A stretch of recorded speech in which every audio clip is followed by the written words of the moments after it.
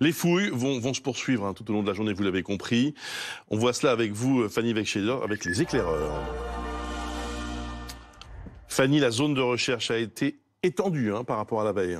Effectivement, Bruce, on va le voir sur cette carte, une zone qui est toujours comprise évidemment entre le point de départ de Lina samedi en fin de matinée de son domicile de la Plaine dans le Bas-Rhin, en direction de la gare de Saint-Blaise-de-la-Roche, en passant par cette route départementale, la RD 350, puis une piste cyclable.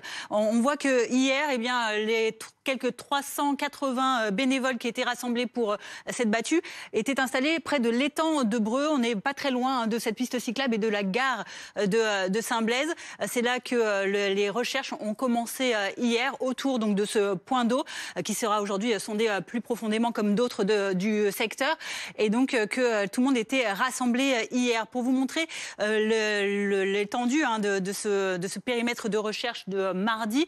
Il y avait donc ces environs de cet étang du Breux que vous voyez ici, où était rassemblée une sorte de QG de la gendarmerie, avant donc de se rendre dans une zone très boisée, très dense. Il faut vraiment se rendre compte de ce que ça représente. Beaucoup d'arbres et puis surtout des chemins très escarpés. C'est ce que décrivent les volontaires qui ont participé à cette battue hier, d'où un profil plutôt physique qui était recherché pour les volontaires qui voulaient participer à cette battue. Et regardez, il y a beaucoup de bénévoles qui ont participé. Parmi eux, Cindy, elle était hier et elle a décrit les conditions justement un peu difficiles, mais bien encadrées par la gendarmerie pour mener cette battue.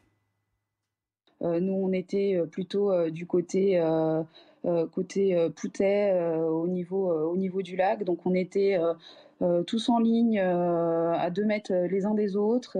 La zone qu'on a ratissée était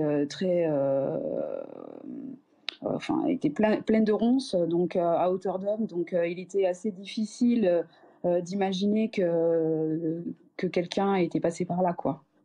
Voilà, l'étang du Breux donc qui va être sondé aujourd'hui, point où par rapport à l'horaire, le téléphone de la jeune fille aurait cessé d'émettre un signal. D'autres étangs, d'autres plans d'eau vont être dragués également par les gendarmes plongeurs aujourd'hui. Merci beaucoup Fanny pour ces explications.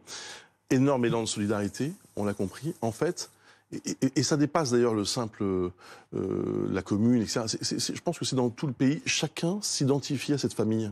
Chaque parent, en fait, se dit que ça pourrait être lui ou elle.